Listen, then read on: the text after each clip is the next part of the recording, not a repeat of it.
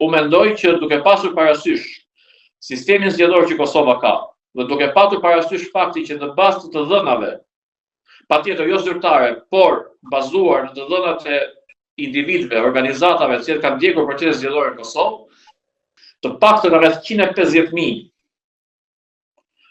qytetarë rezident në Republikën e Kosovës nuk kanë votuar në raport me zgjedhjet e shkurtit, që dëshmon që në Kosovë mund të ketë dhe hapësirë dhe për subjekte të reja politike, të cilat mund të plotësojnë pikërisht një boshllëk të besimit që segmentet e elektoratit të Kosovës kanë si ndaj lëvizjes vetëvendosje, po ashtu dhe ndaj tre partive të cilat mund të quajmë partitë tradicionale. Dhe ndoshta mund të formosohen dhe alternativa të reja politike, të cilat mund të përgatisin absolutisht terrenin politik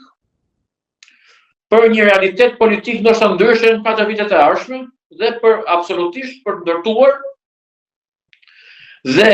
një vlerë të shtuar në opozitarizëm, pra krahas opozitarizmit parlamentar të tre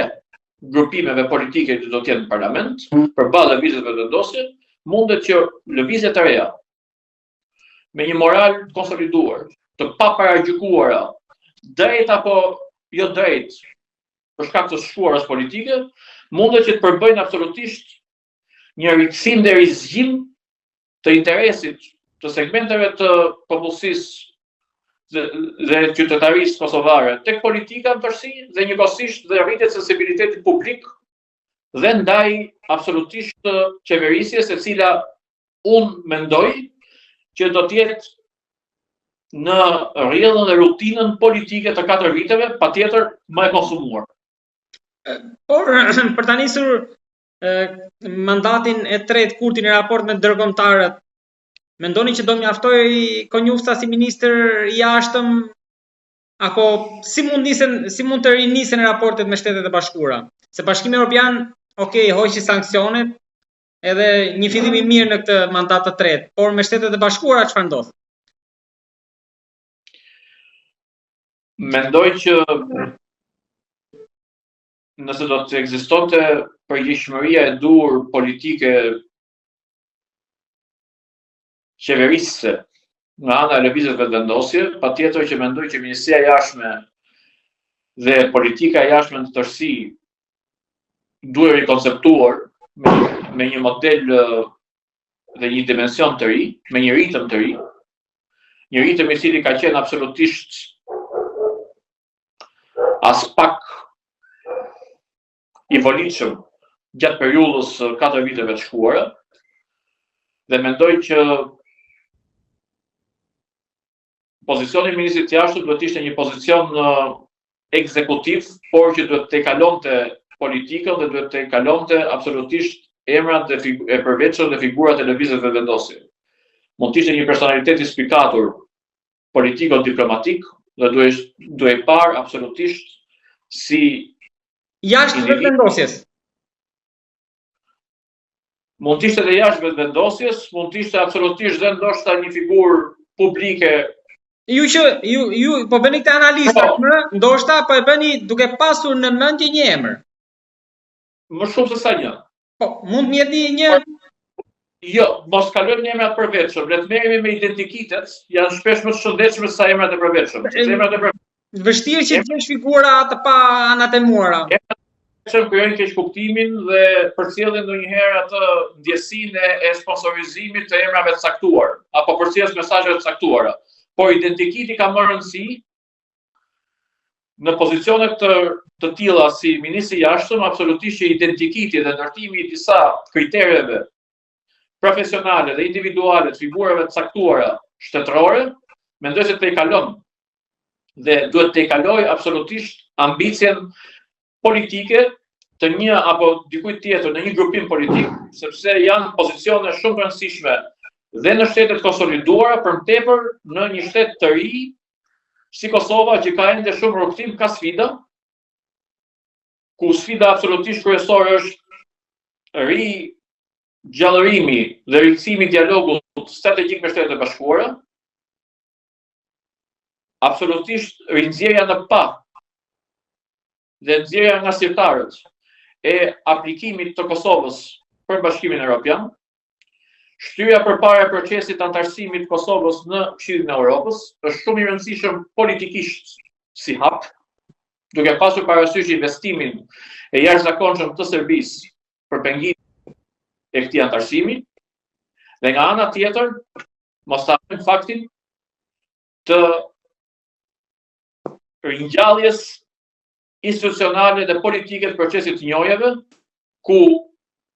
kryesorja absolutisht mbetet përfundimi i procesit të njojjes me Vatikanin, që është shumë i rëndësishëm për Republikën e Kosovës. Patjetër që ka dhe sfida të tjera shumë të rëndësishme. Sfida më e madhe ndoshta është kurti në shtëpinë e bardhë, mund të ndodhë. Rëndësi ka që rifillimi i dialogut strategjik dhe nga ana tjetër afirmimi i faktit që angazhimet e vendosura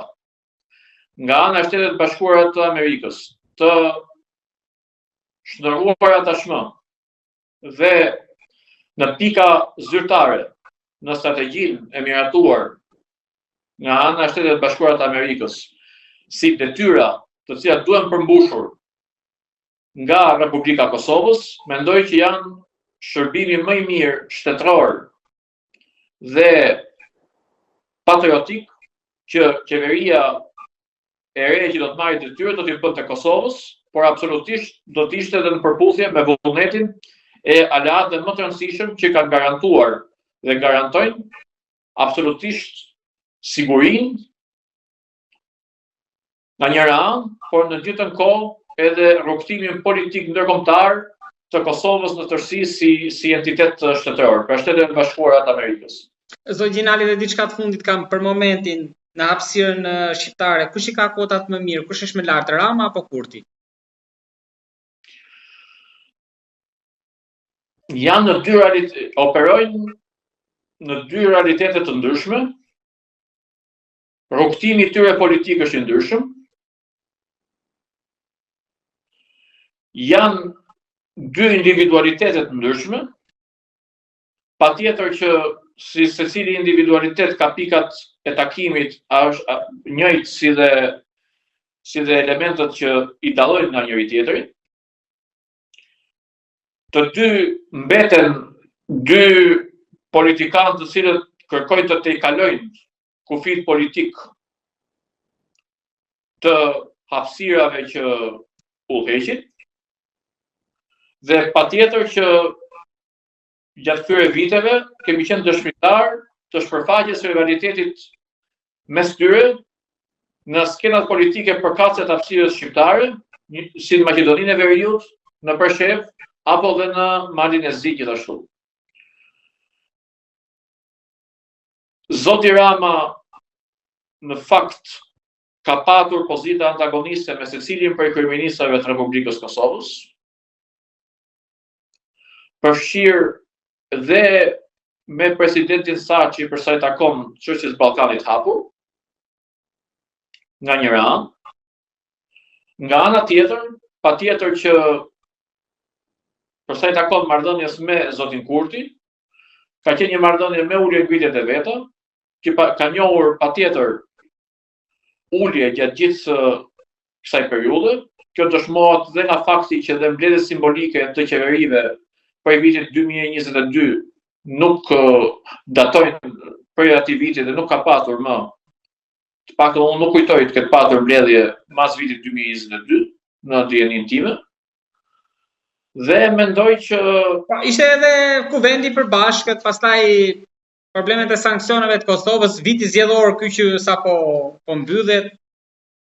Mund të gjejmë patjetër që mund të gjejmë secilin prej arsyeve, por faktet janë këto. Cili është më i kuotuar, mendoj se nuk është çështje kuotimi, por është çështje e bashkëpunimit, i cili normalisht nuk duhet mungojë, dhe që ka munguar si rezultat shpesh nga njëra anë e Tiranës në tendencën e saj të një patronazhimi modern politik të secilës hapësirë shqiptare, patjetër që edhe në disa momente, edhe nga disa ndërhyrje të zotit Kurti, të cilat ndoshta janë parë dhe përcjell patjetër me një qëllim ndoshta edhe të ndryshëm nga vetë qëllimi i zotit Kurti. Unë mendoj që të dy përfaqësuesit e dy hapësirave më të mëdha territoriale të hapësirës shqiptare në rajon, mendoj që janë sa të ndryshëm, aq edhe të njëjtë me njëri tjetrin, por padyshim që janë të njëjtën ambicien që ata kanë për sa i takon tejkalimit të ndikimit dhe udhëheqjes në hapësirat territoriale ku ata drejtojnë. Dhe padyshim që ky rivalitet mes tyre ka dëmtuar çështjen shqiptare dhe interesin shqiptar, interesin politik shqiptar në rajon. Gjinali, të falenderoj shumë për bisedën edhe të uroj një vit të mbar. Gjithashtu punë të mbar, festa të mbara dhe faleminderit për ftesë.